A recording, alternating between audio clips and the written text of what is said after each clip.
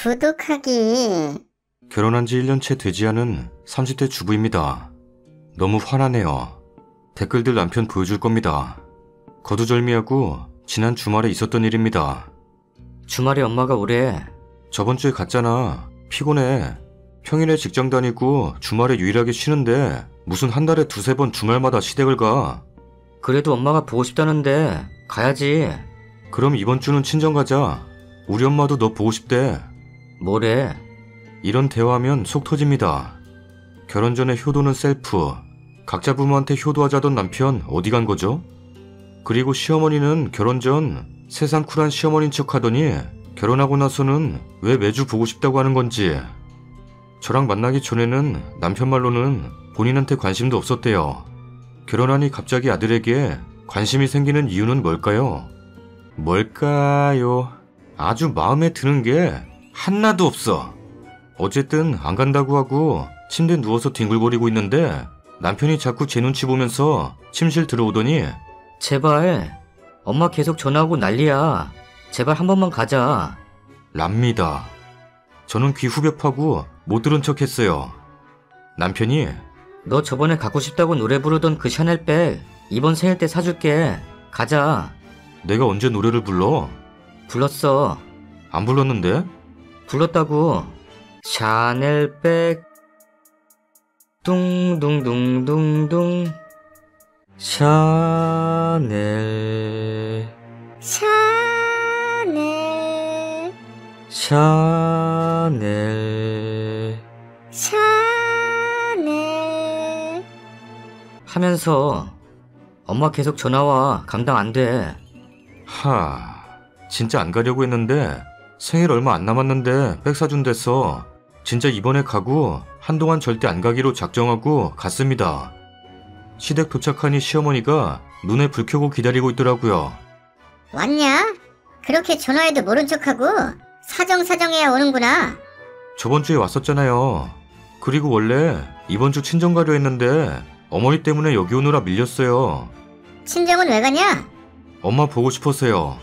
너가 애냐? 그럼 어머니는 애라서 오빠 보고 싶어서 매주 오라 하시는 거예요? 뭐야? 분위기 싸해졌어요. 원래 저렇게까지 말할 생각 없었는데 생리에 그동안 좀 쌓인 거에 바보 남편 빡침 등 겹쳐서 말이 맘대로 나왔어요. 다르지. 어떻게 같아? 네네, 밥 주세요. 얼른 밥 먹고 갈 거예요. 너가 무슨 나한테 밥 맡겨놨냐? 밥도 안 먹일 거면 왜 부르셨어요? 이러니까 시어머니 얼굴 빨개지고 뭐라 소리 지르시네요. 뭐라이요 캐리? 개벽다구 같은 게 시어머니한테 말하는 말투 보소? 뭐래? 하고 그냥 혼자 나왔어요. 이 모든 과정에서 남편 한마디도 안 하더라고요. 개빡쳤어요. 집 와서 문 잠가놨습니다. 거기 시댁에서 어머니랑 알콩달콩 오래오래 살길. 후기입니다. 퇴근하고 들어와 집안일 하다가 글 썼던 거 생각나서 들어와 보고 깜짝 놀랐네요. 이렇게 많은 댓글 조회수 나올 줄 몰랐어요. 관심 감사합니다. 원래 글 쓴 목적은 베풀 캡처해서 남편한테 보내는 거였어요. 그 목적 달성해서 조롱하는 댓글들도 상관없네요. 사실 급하게 쓰느라 구구절절 설명하진 않았지만 전날 저렇게 폭발하기까지 정말 많은 서사가 있었습니다. 결혼 전에 시어머니는 결혼하고 나면 남이야. 니들끼리 잘 살면 그만이다. 라고 소리치시던 시어머니 어디 가고 하루가 멀다 하고 전화 왔어요. 진짜 매주 안 가면 큰일 날 것처럼 난리치십니다. 따르르르르르르릉. 안 오냐고 안 오냐고. 아주 마음에 드는 게 하나도 없어. 결혼 후 제일 충격받았던 건 신혼여행 갔다 온 뒤에 어머니께 인사드리러 갔는데 저 째려보시면서 내 아들 뺏어가니까 좋냐? 랍니다. 처음에는 귀를 의심했죠. 그 후로는 내가 착각한 게 아니라 시어머니가 원래 그러신 분이란 걸 깨닫는 과정이었습니다. 사실 남편도 본인 어머니 별로 안 좋아합니다. 우리 엄마는 감당이 안 된다고. 그래서 주말에 매번 혼자 다녀오라 해도 절대 혼자 안 가요. 나 혼자 가기 싫다고. 난리칩니다. 엄마랑 둘이 있으면 어색하다고. 엄마 이야기 들어주다 지친다고. 어쨌든 이번에 참다 폭발한 거고, 뭐 저는 어차피 남편이랑 이혼하는 거 아니면 평생 살 텐데 한 번은 터져야 할 일이 터진 거라 생각해서 집 와서도 무덤덤했어요. 화가 났던 건 사실 시어머니보다 남편에게였죠. 신혼 완전 초기에는 남편도 제 편 들어주고 어머니한테 화도 내고 그랬어요. 근데 한번 저희 부모님이 원래 두 분 여행 가시려다 어찌어찌 해서 저희랑 휴가 스케줄이 맞아서 같이 해외여행 다녀왔어요. 이때 모든 비용 부모님이 다 대셨어요. 그 사실 알고 시어머니는 드러눕고 울고불고 진짜 감당 안 됐어요. 그리고 그 이후 매주 저희 보고 시댁 오라고 저희가 안 가고 남편도 전화 씹으니까 난리 나서 드러눕고 병원 입원하고, 그 이후로 남편이 엄청 스트레스 받고 시어머니랑 연 끊을까 생각하다 홀어머니라서 혹시 진짜 안 좋은 생각 품고 일날까봐 그 후로는 되도록 가려고 한 거고요. 저도 처음에 같이 따라가고 맞추려 했지만 진짜 갈 때마다 무슨 제 남편이 본인 남편이고 제가 종인 것 마냥 행동하는 거 보고 폭발 일보 직전이 바로 저번 주에 터진 거예요. 그날 문 안 열어줬고 남편 강제로 시댁에서 3일 동안 강제, 시어머니랑 살면서 출근했네요. 제가 글 쓴 날 남편 겨우겨우 들어온 날이고 꼴 보니 또 우라가 치밀어 올라 글 썼네요. 제가 말이 심한 부분도 있지만 남편도 워낙 본인 어머니 성질 잘 알고 그동안 봐온 게 있어서 저한테 아무 말 안 하고 그냥 미안해하는 눈치예요.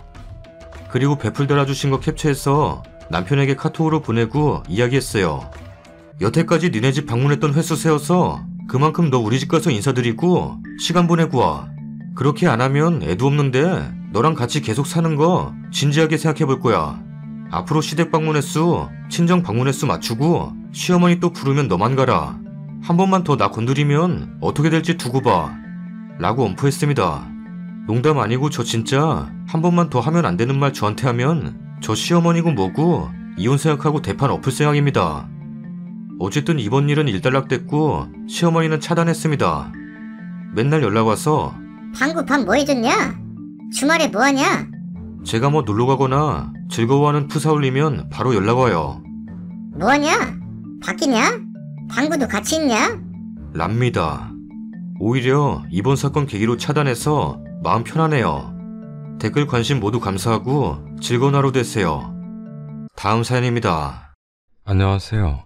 전 30대 초반에 영업택시를 운영 중인 남자입니다.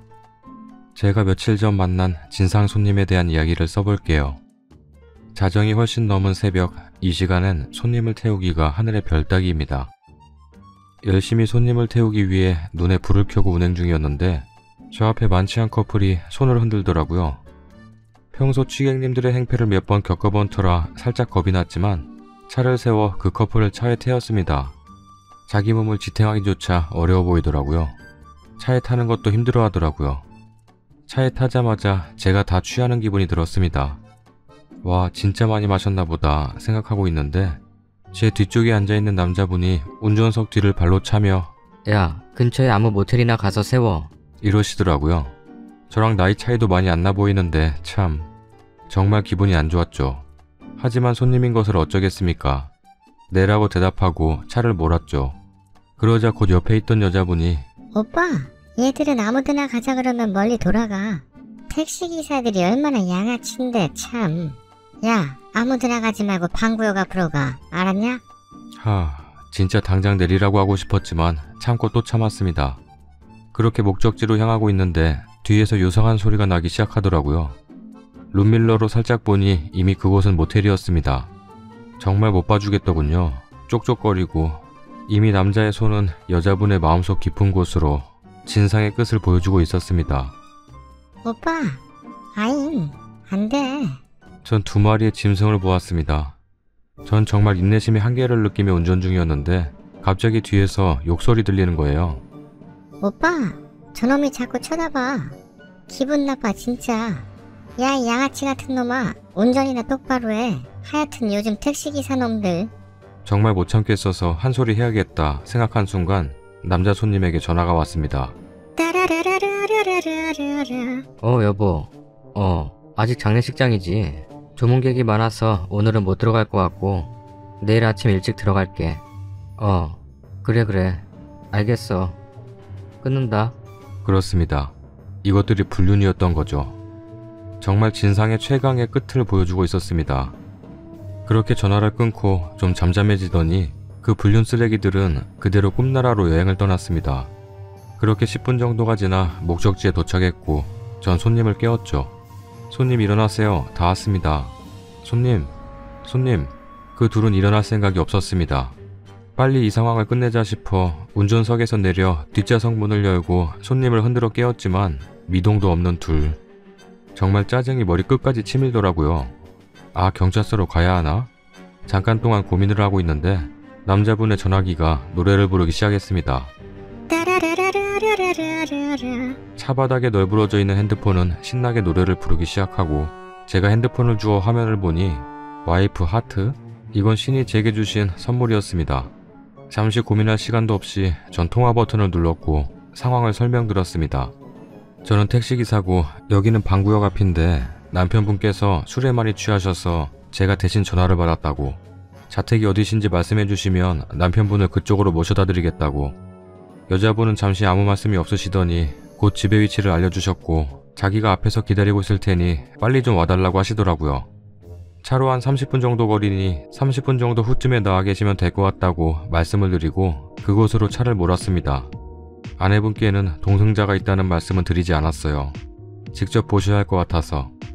택시 영업하면서 그렇게 신나는 운전은 처음이었습니다. 그렇게 목적지에 도착하니 세상에 완삭의 임산부 한 분이 서 계시더라고요.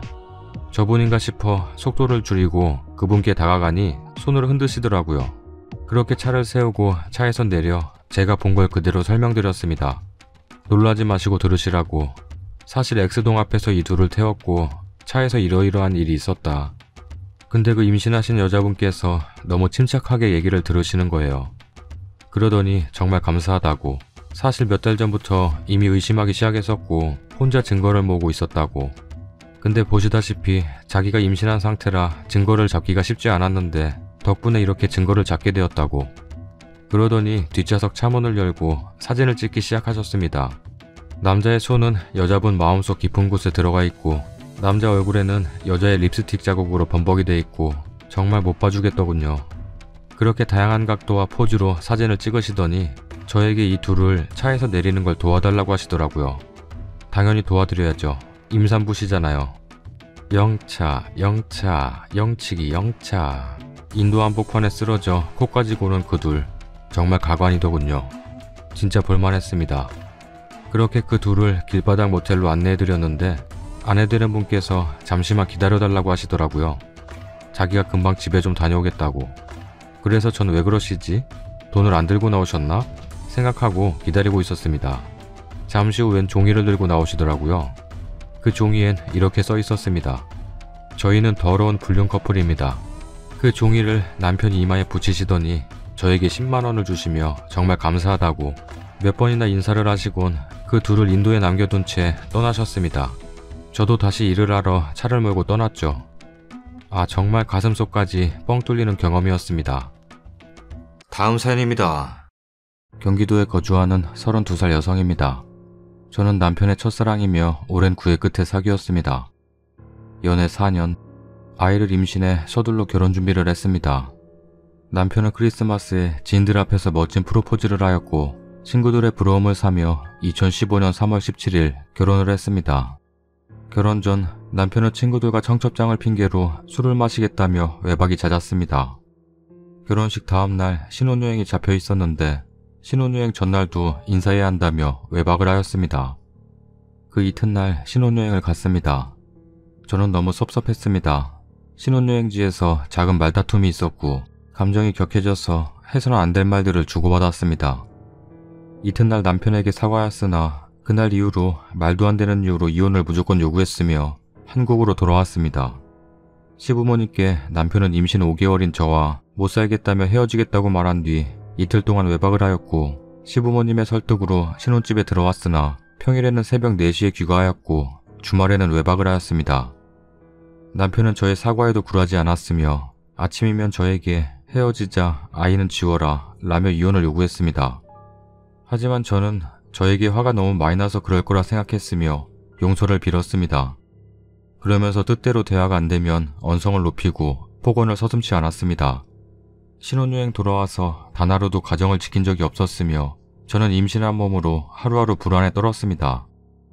빈 신혼집에서 가구 정리도 안 된 상태에서 임산부가 태교는커녕 그래도 돌아올 남편을 기다리며 매일 밤 공포에 잠을 잤습니다. 그렇게 한 달쯤 지날 무렵 남편은 짐을 갖고 가출을 하였습니다.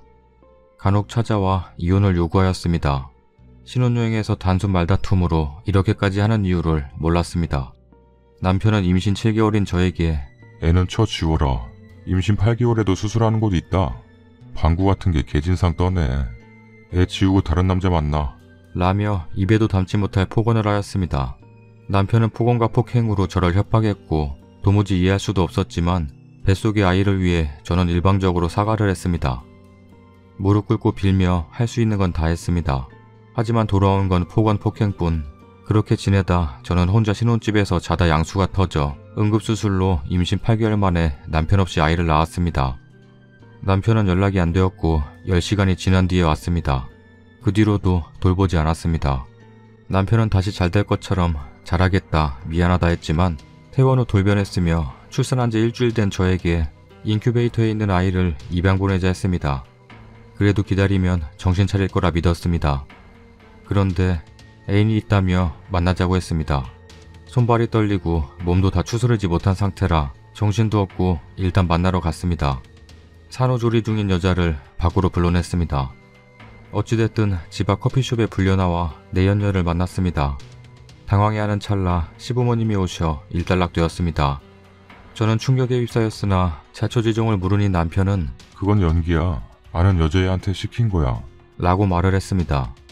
저는 몸도 추스려야 했고 아이가 있기에 믿어주기로 했습니다. 이렇게라도 싸움이 끝나길 바랬습니다. 그리고 며칠 후 여자친구라며 전화가 왔습니다. 결혼 전부터 정식으로 사귀었어. 결혼 일주일 전 나랑 하루 같이 보냈는데 신혼여행 가기 전날도 나랑 보냈어. 신혼여행지에서 내 선물 사온 거 알아? 애가 있는 줄 알았지만 지운 줄 알았네. 애는 입양 보내라. 오빠가 아이도 꼴 보기 싫다며 안 보겠다고 각서까지 썼어. 오빠는 내 집 옆으로 이사왔고 동거하다시피 했어. 오빠 만나는 거 우리 부모님도 알고 계셔. 오빠네 어머니도 만난 적이 있어. 오빠네 집 살림도 나랑 같이 살아 다녔고 낮에는 나랑 자고 밤에는 너랑 잔 거다. 그동안 있었던 수많은 이야기를 하며 저를 괴롭혔고 서로 너무 사랑하니 이혼을 해달라고 했습니다.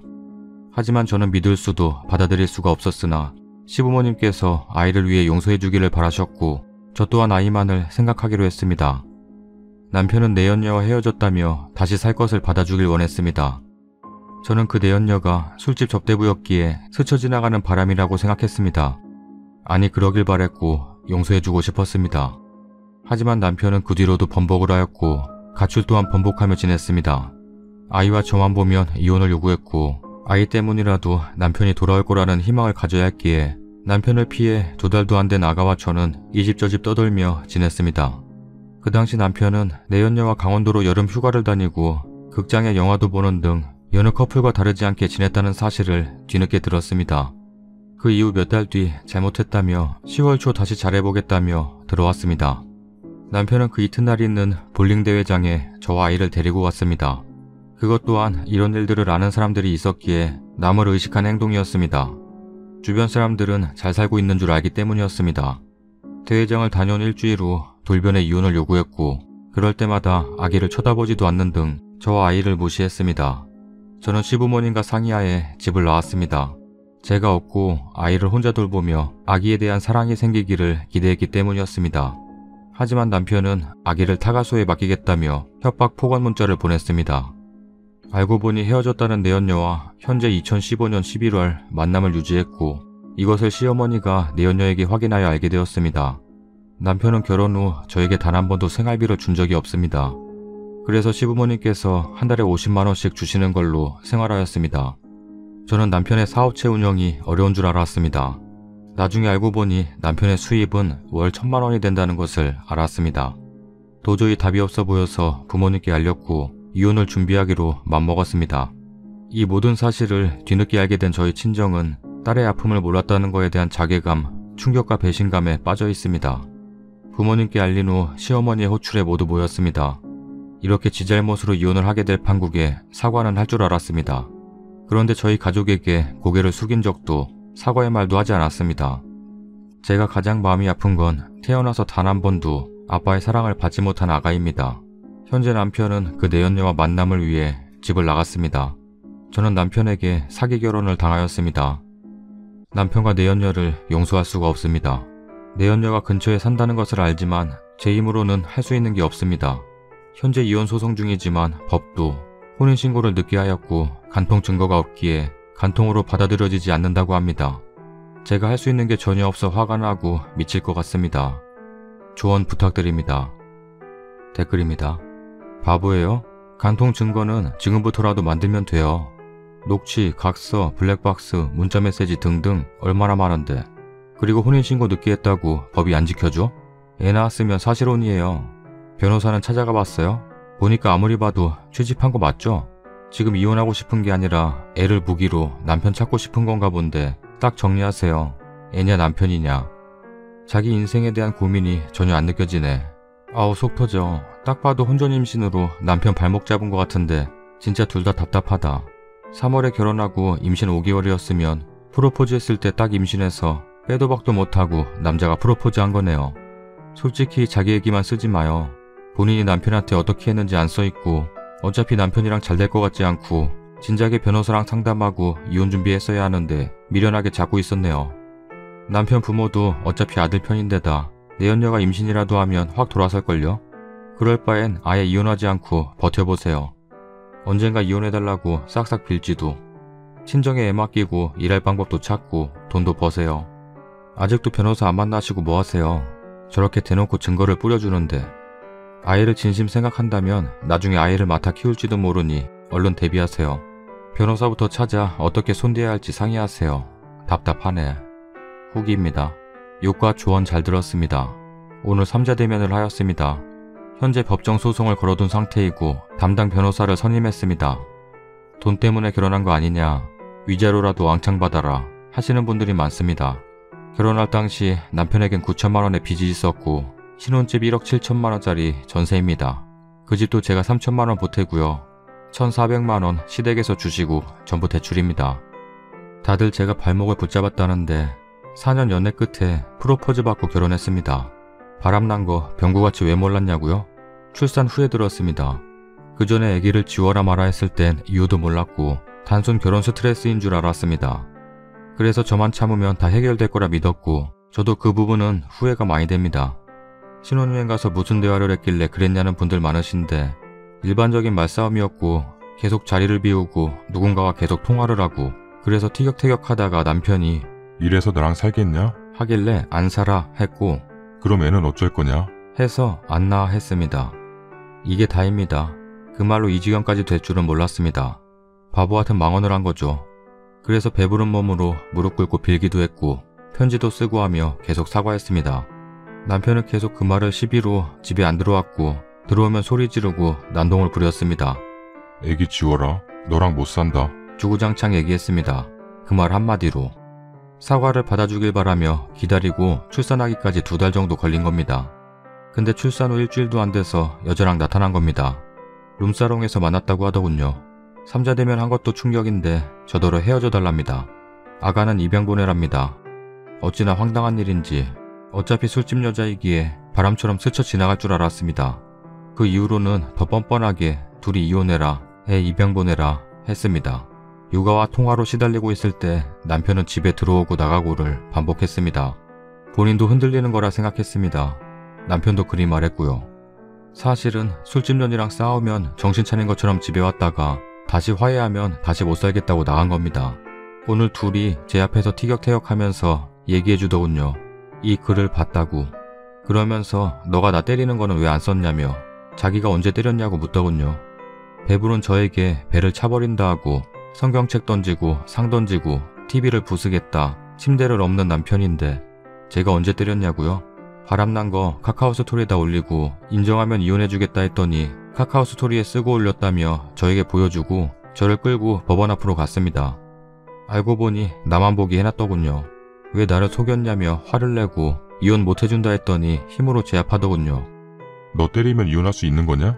개소리를 해대면서 때릴 듯이 모션을 취했습니다. 그래서 저도 본능적으로 뺨따구를 때렸습니다. 그거 맞았다고 억울해하네요. 자기는 제 인생 종치게 만들어 놓고요. 중요한 건 불륜 사실이고 아이와 저에 대한 무책임함입니다.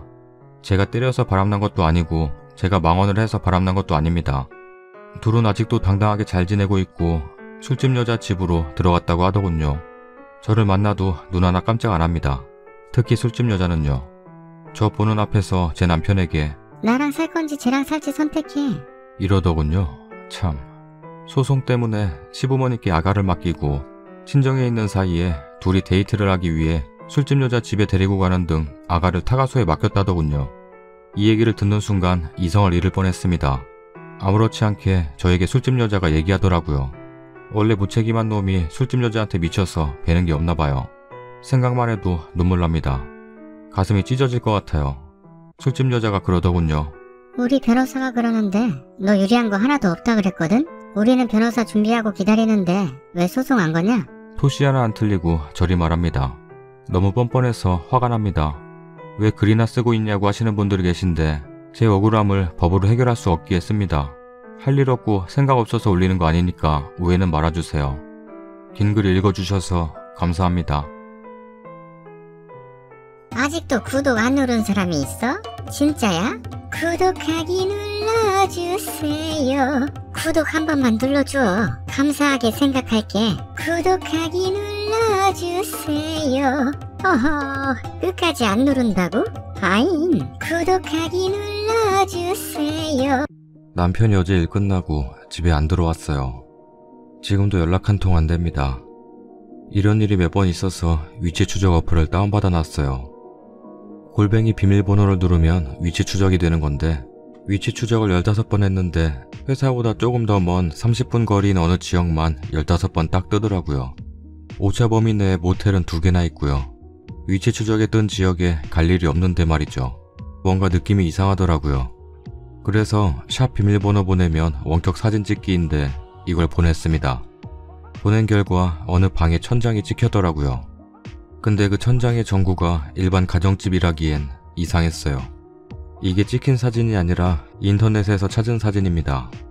저 사진처럼 천장 안에 박힌 전구더라고요. 그리고 그 전구 옆에 나온 거울이 있는데 왼쪽 거울 모서리 쪽에 A4 용지로 작게 뭐라 써져 있고요. 일반 가정집 중에 이런 집이 몇 집이 될까요? 제가 생각하는 그곳인 것 같아요.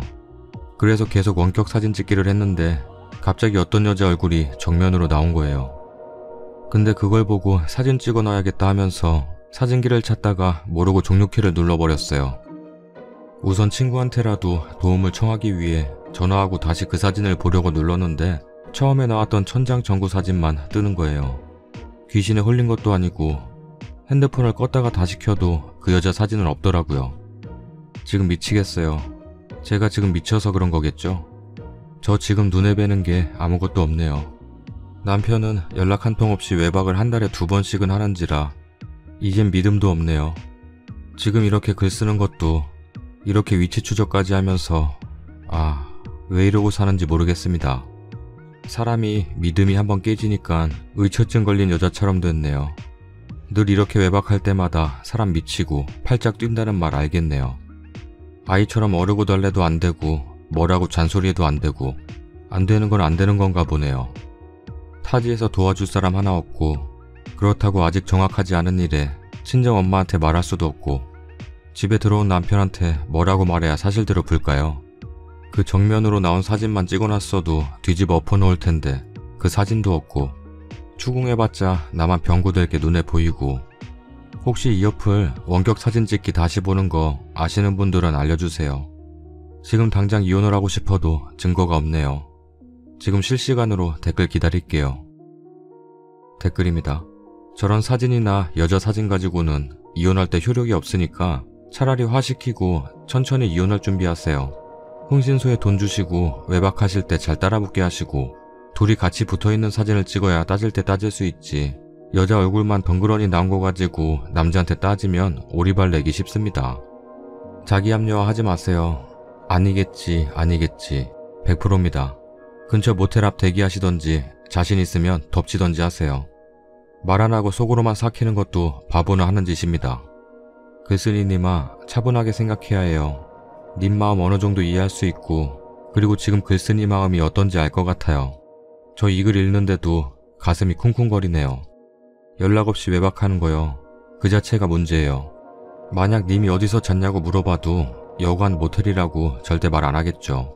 아마 사우나라는 등 여러 가지 이유를 댈 거예요. 처음부터 강하게 말하세요. 당신이 외박할 때 알아보니까 당신 이런 사진이 전송이 됐다고 말하세요. 헤어지더라도 님 마음 굳게 먹으시고요. 너무 상황이 바람난 상황이라도 놀라지 마시고, 괜히 헤어지더라도 건강하게 사셔야 되는데 아프면 안 되잖아요. 밥도 잘 챙겨 드세요. 지금은 시간 싸움이고 님 건강관리 더 해야 합니다. 신랑이 연락 없이 외박하는 거 하나만 봐도 그걸 어떻게 믿겠어요. 남편이 바람난 거라면 진짜 나쁘네요. 아예 대놓고 나 바람핀다라고 떠들고 다니는 것 같아요. 후기입니다. 어플 광고라고 하시는 분들 광고가 아니고요. 진짜 저한테 일어난 일입니다. 사실이에요. 저도 차라리 어플 광고 알바였으면 좋겠네요. 사진 아무래도 못 찾나 봅니다. 지금 보니까 무조건 링크되어 있다고 그때 사진이 다 뜨는 게 아니라 무조건 마지막으로 본 사진만 남네요. 링크된 사진 다 클릭해도 마지막 사진으로만 전부 다 뜹니다. 그리고 사진 찍은 걸 여자가 알아서 핸드폰 뒤집어 놨나 보네요. 다 시꺼멓게만 나오네요. 글 쓴 이후에 주말 내내 싸우는 거에 주말을 다 보냈어요. 자작글이 아니며 글이 많이 길으니 못 보시는 분들은 패스해 주시고요. 오타 너그럽게 이해해 주세요. 남편을 원래 오늘 만나기로 했는데 제가 어제 전화 한 통도 없이 회사로 찾아갔죠. 하루 종일 붙들고 있는 핸드폰 꼴 보기 싫어 핸드폰 좀 보자고. 문자 발신함을 보고 있는데 자기 뭐해? 보고 싶다. 그렇게 봐서는 성이 안 차. 이건 뭔 문자일까? 회사 여직원한테 보냈더군요. 남편 보고 핸드폰은 내가 잠시 빌려갈게 라고 말했죠. 지도 뭐가 찔리는지 졸졸 쫓아오더라고요. 나한테 할 말 있음 지금 하는 게 좋을 거야 너. 그랬더니 남편이 장난으로 보낸 건데 왜 그래? 어이가 없어서 너 아직 상황 파악이 안 됐나 본데 장난이라도 이건 싸대기 맞고도 남는 거니까 여기서 개망신 당하기 싫으면 그냥 입 닥치고 꺼져라 하고 우선 집에 왔어요. 회사 여직원 그렇게 내가 둘 사이를 의심했는데 날 비친년 취급하더니 역시나 설마가 맞아 떨어진 거죠. 내가 그녀한테도 그렇게 티내지 말라고 경고를 주고 남편이란 놈한테는 수백 번 경고를 해줬는데 둘 다 내 말을 무시한 결과죠. 그녀한테 전화를 했는데 안 받더라고요. 두 번째 전화를 하니까 받아서 나 방구씨 와이프인데 나한테 할 말 없냐고 물으니 제가 찾아뵙고 말씀드릴게요. 만나보고 싶었어요. 라고 말하길래 내가 사실을 알기 전에도 날 만나고 싶어 했을까 당신이? 난 만나도 그만 안 만나도 그만 손해보는 쪽은 그쪽이니까 맘대로 해. 회사에 전화 넣고 니네 부모한테 전화할 거라니까 만나서 말하자고 그래서 우리 집으로 오라 했죠. 오자마자 무릎 꿇고 손이 발이 되도록 빌더군요. 잘못했어요. 죄송해요. 한 번만 봐주세요. 우리 부모님한텐 제발 말씀하시지 마세요. 이게 잘못하고 죄송하다고 해서 내가 알았다고 할 수 있는 일은 아닌데 이게 길 가다 부딪혔을 때 그런 말 하는 거지. 그렇게 니네 부모 귀에 들어갈 게 무서웠음 시작하지 말았어야지. 네 인생 엿될 거만 생각하니까 무섭냐? 난 이미 엿됐는데. 난 네 사정 봐가면서 할 여유가 없어. 미안하다 죄송하다 말은 이미 많이 들었으니까 그 말만 하려면 내 집에서 나가. 현실적인 해결 방안을 가져와. 평생 달콤할 줄만 알았냐? 라고 했죠. 죄송해요. 제발 한 번만 봐주세요. 정말 미안해요. 끝내려 했어요. 뭘 끝내? 네가 가져가. 난 이미 단물 뺄 만큼 빼서 나도 필요 없다. 네가 가져가. 시작했으면 끝을 봐야 되는 게 아니냐. 그 끝은 내가 아주 달콤하게 해줄게. 라고 했어요. 30분 내내 한다는 소리가 한 번만 봐주세요. 제발 저희 부모님한테만. 결국 전 싸대기 한 대 날렸어요. 니년만 이제 발을 빼겠다 이거냐? 너만 살려고 발버둥 치고 있냐? 니 그렇게 난도질하고 가면 우리 가정은 뭐 어쩌라는 거냐? 나보다 나이도 많은 게 유부남이랑 놀아나면 뺑될 걸 넌 몰랐냐? 너보다 어린 나도 하는데 말이 되는 소리를 해. 그리고 관계 여부 물어봤더니 했다고 합니다. 물론 녹음 다 했고요. 한 대 더 때리고 먹으라고 준 생수를 그냥 머리에 부어버렸어요. 넌 나를 전에 봐놓고 유부남인 줄 몰라서 만난 것도 아니고 알면서도 그랬다는 거에 발정난 강아지 년놈이라고 했네요. 니들이 그러고도 인간 취급받으려 했냐? 더럽다 더러워. 니년도 막 굴리고 다니는 수건이구나. 남의 눈에 눈물 흘리게 하면 니 눈물엔 피눈물 난다는 말 모르냐? 니들이 날 우습게 여기고 내 경고 무시한 게 얼마나 큰지 보여주겠다고 했어요. 아직도 부모님한테만은 이러고 있네요. 내가 시키는 거 다 할 테니 제발 한 번만 봐달라고. 그래서 그럴 필요 없이 가져가. 내가 나가줄까? 근데 이제 어떡하냐. 내가 껍데기만 벗겨놓고 다 가져갈 건데. 아니지, 니네 둘 다 실업자구나. 그지들끼리 잘해봐. 원래 신혼엔 다 그렇게 사는 거야. 난 니들한테 분명 경고했고 추잡스러운 일 할 땐 청소를 깨끗하게 마무리 못한 너희 둘 책임이야. 난 솔직히 내가 여자 문제로 뭐라 할 때마다 날 병구 취급을 했는데 이렇게 증거가 잡히고 나니 내가 너무 속이 시원하다. 너도 나중에 결혼할 때 네 남편도 똑같이 바람피라고 내가 매일 기도해줄게. 나한테 평생 미안해하며 살아. 그리고 니네 부모 번호 알고 있으니 언제라도 내가 전화할지 모르니까 마음 졸이면서 지내. 라고 했네요. 속이 다 후련하네요. 그동안 날 병구 취급했던 남편이란 놈은 한마디 못했죠. 전화통화로 여자가 촉이 오는 날이 있다고 내가 너한테 누누이 말했지. 요새 쎄한 느낌이 자주 오더라고. 더럽다 더러워. 너네 둘 내가 천천히 구워 삶아줄게. 내가 말할 땐 떠보는 게 아니라 어느 정도 확신이 들었을 때 너한테 말하는 거 아직도 모르겠냐? 넌 나를 아직도 모르냐? 집구석에만 있으니 병구로 봤나 보네. 시작을 했으면 끝을 봐야 하는 거 너도 좋아하지? 다른 사람들 귀에 들어갈 건 무섭고 나한테 미안한 감정 따윈 없냐고 물었더니 미안하다고 하더라고요. 그게 정말 나한테 미안한 감정만 있을까? 내가 누군가에게 말할까봐 두려워서 미안하다 그런 거잖아. 그리고 전화를 끊었죠. 이상하게 싸울 땐 눈물이 안 나더라고요. 그냥 내가 불쌍해서 눈물은 나더라고요. 그동안 내 인생, 내 시간 도둑 맞은 것 같아서. 내가 인간 같지 않은 인간과 평생을 보내려 했다니. 누구 탓을 하겠습니까? 그래도 이런 걸로 병구 취급받았는데 사실이어서 너무너무 기분이 통쾌합니다. 근데 이것들을 어떻게 해야 속이 시원할까요? 댓글입니다. 먼저 여자 위자료 청구하세요. 직장으로 소장 보내고 유부남 만나면 어찌 되는지 보여주세요. 다음 남편 몸만 내보내시고 또 위자료 청구하세요. 이혼 전문 변호사 고용하면 둘 다 똥줄 탈 거예요. 천천히 즐기면서 위자료 챙겨요. 이런 걸로 마음에 난 상처 치유는 안 되겠지만요. 때리진 마세요. 피해자가 가해자 돼요. 님 점점 더 일이 많아질 텐데 냉정하셔야 해요. 마음은 뜨겁게, 머리는 차갑게. 복수라기보다 혼내주는 거죠. 부모한테 꼭 알리세요. 버릇 고치게. 저렇게 무서워하는 걸 보니 부모한테 말하면 다신 안 그럴 것 같네요. 아랫분 말처럼 그 여자 부모한테 알리기 전에 먼저 직장부터. 직장 잘리게 만들고 잘려서 부모한테 한 번 까이고 그 다음에 잘린 이유 들통나서 한 번 또 까이고. 남편은 남편대로 소송 걸어서 빈손으로 내쫓아버리세요. 여자한테도 위자료 청구 가능하면 청구하시고. 나중에 여자 다른 남자랑 결혼하려고 하면 그 남자한테도 얘기해주세요. 결혼을 할 땐 하더라도 자기가 가정 파괴범이었던 여자랑 결혼한다는 거 미래의 그 남자도 알 권리 있다고 생각합니다. 다음 사연입니다. 안녕하세요. 결혼 7개월 차에 들어서고 있는 26살 여자입니다. 남편은 28살이고 원래 지방 사람인데 회사가 서울 쪽이라 회사 지인 소개로 만나서 결혼하게 되었습니다. 요즘 정말 스트레스 받고 있는 일이 있어서 이렇게 톡에 올리게 되네요. 다행히 시누이가 컴퓨터를 잘 안 하는지라 이렇게 올려봅니다. 시누이는 지금 대학교 2학년생입니다. 쭉 지방에서 살다가 대학을 서울로 오게 돼서 1학년 때까지는 기숙사에 살았다고 하더라고요. 근데 저희가 신혼생활한 지 한 달 좀 넘었을 때 2월 말쯤에 오빠가 말을 꺼내더군요. 시누이를 가명으로 방순이라고 하겠습니다.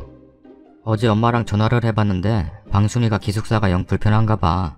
통금 시간도 있고 기숙사 밥도 부실해서 맨날 사 먹는다 그러더라. 저는 당연히 시누이가 우리 집에 살 거라곤 예상을 전혀 안 했습니다. 우리가 결혼 10년 차도 아니고 이제 겨우 한 달 지났는데 그런 생각을 할 수 있을 리가 없죠. 그래서 제가 같은 서울이니까 가끔 놀러오면 맛있는 것도 사주고 용돈도 주고 하겠다 이랬습니다. 그랬더니 방순이 2학년 1학기 때는 우리 집에 좀 같이 있으면 어떨까? 그러더라고요. 전 잘못 들은 줄 알았습니다. 남편도 그걸 원한다고 생각도 안 했고요. 그때는 한 달밖에 안 됐었기 때문에 시누이 성격은 잘 몰랐지만 남편처럼 말이 없고 숫기가 없는 타입이더라고요.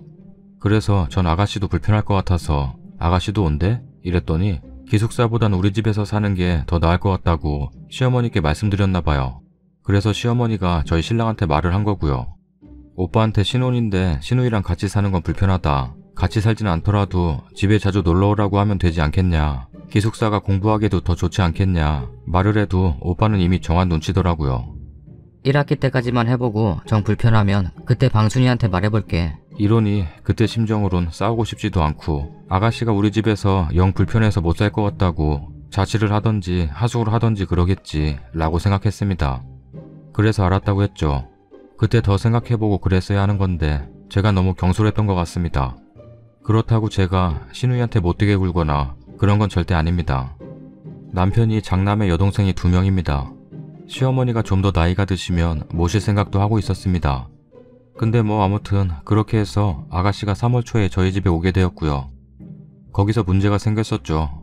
그냥 간단한 짐을 꾸리고 올 거라고 생각했던 아가씨가 무슨 이사 오는 것 마냥 옷장이며 화장대며 책상이며 침대며 다 배달되더라고요. 저희 집이 방이 3개인데 한 개는 그냥 옷방으로 놓고 있었는데 아가씨 오기 전날 옷 같은 거랑 잡동사니 다 치웠습니다. 전 당연히 고등학교 때 쓰던 책상, 침대 다 있을 테니 그거 가져오는 줄 알았죠. 근데 3가구가 배달되길래 의아했었습니다. 그게 신랑 돈으로 나온 건지도 모르고 저희가 둘이서 500을 벌거든요. 근데 나중에 보니까 120이 비더라고요. 그때 알았습니다. 신랑이 가구 사줬다고. 시어머니께서 보태긴 하셨지만 뭐 자기 말로는 대학 가는데 동생한테 해준 게 없어서 그게 계속 마음에 걸렸답니다. 근데 그걸 왜 저에게 한마디 상의도 없이 120이나 쓸 수 있는지 전 도통 이해가 안 되더라고요. 다음에는 뭘 하던지 간에 나랑 상의하고 돈을 쓰라고 했죠. 오빠가 알았다고 하길래 그건 그렇게 넘어갔습니다. 처음에 아가씨 왔을 때는 제가 정말 잘해줬습니다. 방에서 공부하고 있으면 과일 직접 깎아서 갖다 주고 친구랑 어디 놀러 간다고 하면 용돈 쥐어주고 숫기가 없는 성격이라 방에 자주 있길래 제가 나중에 조그만 TV도 하나 사서 방에 설치해줬습니다. 시어머니가 아가씨한테 매달 용돈을 30을 주시는데요. 저희 남편이 또 한 달에 주는 용돈과 제가 가끔 주는 용돈 합치면 한 달에 6, 70 정도 받을 겁니다. 전 그 정도면 다 해줬다고 생각합니다. 아가씨 방에 들어가서 공부한다 싶으면 TV를 끄거나 볼륨을 줄이거나 하고 밥 같은 거 차리는 것도 난 라면 끓여 먹어도 꼭 아가씨는 잘 차려주고요. 근데 아가씨는 저에 대한 최소한의 예의도 차려주지 않는 듯합니다. 너무 속상하네요. 제가 뭘 잘못한 건지. 제가 혹시라도 신우이에게 밉보인 게 있나 하고 찾아봐도 도통 모르겠네요. 아가씨가 학교 도서관에서 공부하다 오면 10시 정도입니다. 남편은 TV 보고 있고 저는 밥을 차려주는데요. 그날은 밥에 콩나물국에 김치, 장조림, 아가씨가 장조림 정말 좋아합니다. 김, 스팸 이렇게 차려줬습니다. 저도 솔직히 귀찮아서 그렇게까지 차려 먹지 않거든요.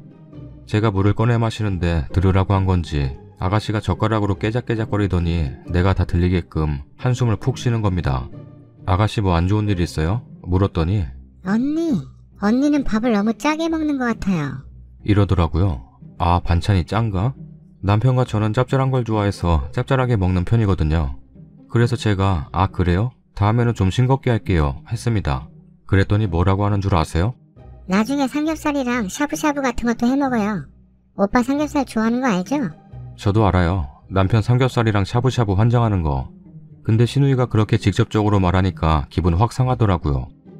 자기가 먹고 싶어서 그런 건지 정말 오빠 걱정해서 그런 건지 그날 그렇게 깨작깨작거리더니 밥 반도 안 먹고 방에 들어가더라고요. 원래 밥 다 먹으면 과일을 깎아서 주는데 그날은 진짜 과일도 깎아주기 싫었습니다. 결과적으로는 깎아줬지만 아가씨가 22살인데 재수해서 들어왔습니다.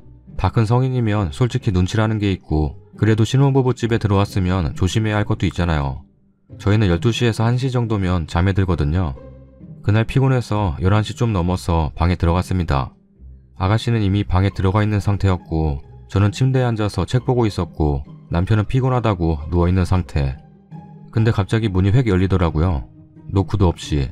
그러더니 오빠, 냉장고에 얼음 어딨어?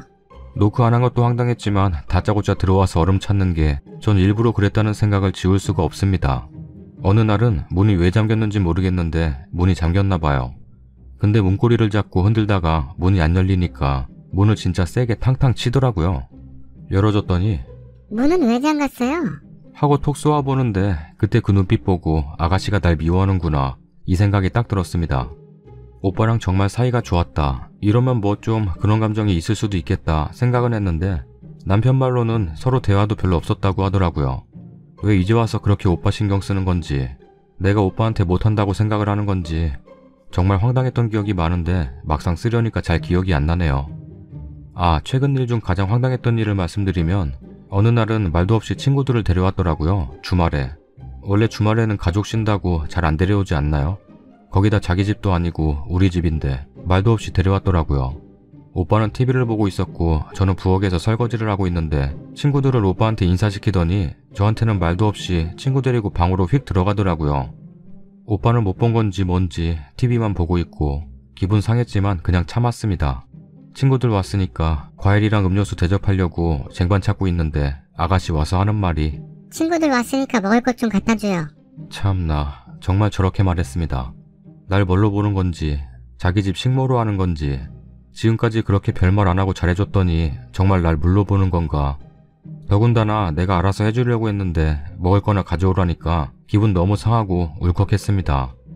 그날 밤에 오빠한테 신우이가 날 싫어하는 것 같다고 했더니 동생이 약대 준비하느라 스트레스 받아서 그렇다. 너가 이해해라. 그럽니다. 진짜 약대 준비하는 게 얼마나 힘든지 알아요. 어디서 듣기론 수능 더 치는 거랑 같다고. 근데요, 정말 제가 막말로 아가씨 엄마도 아니고 언제까지 그 뒤치다거리를 해야 되는 건지요. 신우이랑 나랑 나이가 4살 차이라서 더 쉽게 보는 건지 말 들어보니까 8월 말에 시험인데 약대가 붙는다 해도 서울에 있는 약대를 가게 되면 제가 뒤치다거리를 할 것 같아서 무섭습니다. 지방에 있는 약대는 가기 싫어하는 것 같고 한 번 더 시험 준비를 할지도 모르죠. 서울에는 아는 사람이 저희밖에 없으니 저도 웬만하면 정말 참고 잘해주려고 했어요. 근데 신우이가 절 싫어하는 게 너무 느껴져서 저도 너무 불편하고 갑갑하고 오빠랑 이게 신혼인지 뭔지 모르겠어요. 지금 학교 방학인데 학원 다닌다고 아직 저희 집에 있습니다. 벌써 4개월을 아가씨와 함께 살았는데요. 이제 정말 저도 지쳤어요. 아가씨 있으면 솔직히 제 집인데도 편하지가 않아요. 저도 일하는 사람이라서 피곤하고 집에 오면 그냥 쉬고 싶고 그래요. 근데 눈치 보이네요. 시어머니께 남편 반찬 가지고 한 소리 들은지라 그것도 신우가 말했겠죠. 저번 주에 한번 시댁 가서 돌아가신 시아버님 묘에도 가고 인사드리러 갔습니다. 시어머님이 저에게 아주 살갑게 구시고 음식 같은 것도 싸주시고 잘해주시더라고요. 아가씨가 저희 집에 살고 있으니 고마워서 그러시나 보다 이랬는데 2학기 때까지만 우리 집에 방순이 좀 데리고 있어줄 수는 없겠냐고 애가 거기 있으니까 편하고 좋다 그런다고 그러시대요. 그리고서는 생활비를 50 붙여주겠다고. 지금 생활비가 문제가 아니잖아요. 아가씨는 나를 그렇게 싫어하면서 저희 집은 편하다고 했다니 의문스럽더라고요. 날 괴롭히려고 집에 있겠다고 하는 건지 정말 편해서? 저는 1학기 때까지만 한다고 생각했어요. 그것도 너무 힘들었고요. 더구나 지금 방학 때까지 있는데 2학기까지라뇨. 말이 다르니까 그날은 시어머님께는 좋게 말씀드렸어요. 오빠한테 잘 말해보라고 하려고. 정 안되면 아가씨께 더 밉보이더라도 말을 해볼까도 하고 있습니다. 정말 이 일을 어떻게 해결해야 될지 모르겠습니다. 너무 힘들고요. 그냥 스트레스 받네요. 이 정도일 줄은 몰랐어요. 밥하고 빨래하고 그럴 수는 있지만 오빠랑 알콩달콩 신혼생활 즐기고 싶었던 저로서는 7개월 중 4개월을 아가씨와 살면서 많이 지치고 활기도 없어지고 솔직히 오빠가 그렇게까지 아가씨 편을 들 줄도 몰랐고 나 힘든 건 생각 안 하는 건지 시어머니가 2학기 때까지라고 했다고 정말 2학기 때까지라고 생각도 안 들어요. 차라리 돈 주고 자취하라고 하고 싶은 심정입니다. 아가씨랑 안 산다고 불효자가 되는 것도 아닌데 오빠는 왜 거절을 못하는 거고 아가씨는 무슨 생각으로 계속 여기 산다는 건지 이거 정말 어떻게 해야 되나요? 제가 직접 아가씨한테 말해야 되는 건가요? 너무 속상합니다. 정말 좋은 해결책 좀 주세요. 아, 제가 말 안 한 게 있는데요. 신우이한테 한번 말한 적이 있어요. 그래도 최소한 예의는 지켜줬으면 좋겠다고. 문도 노크 좀 하고 열고 친구 데리고 오는 것도 미리 말하고 데려왔으면 한다고. 그랬더니 멋입은 표정으로 알았다고 하는데 별로 먹혀들 것 같지도 않아요. 그리고 남편은 저에게 잘해줍니다. 신우만 아니면 알콩달콩 좋았을 겁니다. 근데 꼭 이 문제에는 손 놓고 있네요. 뭐라고 해도 미루기만 하고요. 아예 싸워야 일이 해결될런지. 댓글입니다. 제가 볼 때 가장 좋은 방법은 신우랑 같이 사는 동안 부부관계 안 하는 겁니다. 저렇게 신혼방 벌컥벌컥 열고 들어오는데 어떻게 부부 생활을 합니까? 그냥 거부하세요. 개념 없이 주말에 친구 데려오면 님은 그냥 가방 들고 친정 가버리면 되는 거고요. 맞벌이까지 하는데 식모살이까지라니 진짜 어이없네요. 요즘 날도 더워서 내 자식 밥 차려주는 것도 귀찮아 죽겠구만. 그거 왜 그런 줄 알아요? 신우이는요, 지금 자기 가족인 오빠가 사는 집에 새언니가 얹혀 산다고 생각하는 거예요. 여긴 오빠 집, 오빠는 내 식구, 그러니까 여긴 내 집, 그리고 새언니는 밖에서 들어온 사람. 오빠 집이니까 내 친구 데려와도 되고, 오빠 집에 살림하는 여자로 들어온 새언니가 내 밥 해다 바치고 과일 깎아주는 거 당연하다고 생각하는 거예요. 언니가 아무리 그 신우이랑 싸워봤자 별 소용없고요. 그건 오빠가 혼을 내야 돼요. 그런데 보니까 남편분 별로 혼낼 생각 없어 보이시나 보네. 그냥 이제 신경 안 쓰신다고 하세요.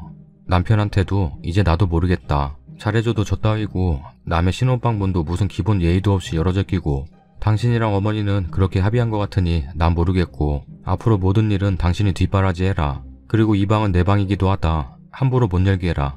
다시 한번 열면 네 동생이고 신우이고 뭐고 수험생이고 뭐고 없이 그냥 나오는 대로 내뱉을 거다. 이제 식사 청소도 한번 정해서 같이 하자. 나도 돈 벌고 들어온다. 무슨 내가 이 집 종하려고 네 동생 뒤치다꺼리 해주려고 내가 너랑 결혼한 줄 아느냐? 8월 말까지 시험 끝날 때까진 그냥 해주겠다. 단 2학기 때는 네가 해라. 네 동생이고 손발 없는 동생 아니다. 그리고 신혼도 없는 내 결혼 생활 정말 짜증나고 우울하다 말하세요. 말하기 힘드시면 구독하기 눌러주세요. 하고 끝내려 했는데 후기가 있었네요. 오랜만에 들어왔더니 톡이 되었네요. 일단 지금까지 상황만 말씀드리면 그저께 일 끝나고 오빠랑 둘이서만 얘기 나눴습니다. 신우는 대전 내려가서 없었고요. 오빠는 신우가 나한테 그렇게까지 버릇없이 군 줄 몰랐다고 하더라고요. 약대 준비한다고 애가 스트레스 받아서 평소보다 예민한 거라고 생각했답니다. 솔직히 안방문 벌컥벌컥 열 때도 오빠는 뭐라 혼내지도 않았거든요. 제가 오빠한테 신우 흉본 적도 없고 오빠는 그냥 동생 한 달에 한 번씩 용돈 주고 일 끝나면 TV만 보고 있으니 상황 돌아가는 걸 잘 몰랐나 봐요. 참 너무 어이가 없습니다. 내가 신우 뒷바라지 하려고 오빠랑 결혼한 것도 아니고 결혼한 지 1개월부터 신우랑 같이 살았으니 어디 신혼 같은 신혼 즐겨본 적 있느냐고. 신우랑 이야기 때는 절대 같이 못 산다고 했습니다. 저번에 얘기했을 때는 내가 불편하다고만 생각했는지 집에서 나가라고 할 생각은 없었나 봐요. 그렇게 말하니 오빠가 그럼 어떻게 했으면 좋겠냐고 그러더라고요. 그걸 몰라서 묻는지. 당연히 2학기 때는 신우가 기숙사에서 살았으면 한다고 했습니다. 내가 직접 말하긴 싫고 오빠가 알아서 말하라고. 내 말은 먹히지도 않을 것 같다고 했더니 8월 말에 시험이니까 시험이 끝나면 그때 말해보겠답니다. 일단 오빠만 믿고 기다리려고요. 정말 그때도 흐지부지 되면 그땐 제가 시어머니께 말할 겁니다. 그리고 많은 충고 감사드립니다. 댓글 보니까 정말 제가 미련하게 잘해줬네요.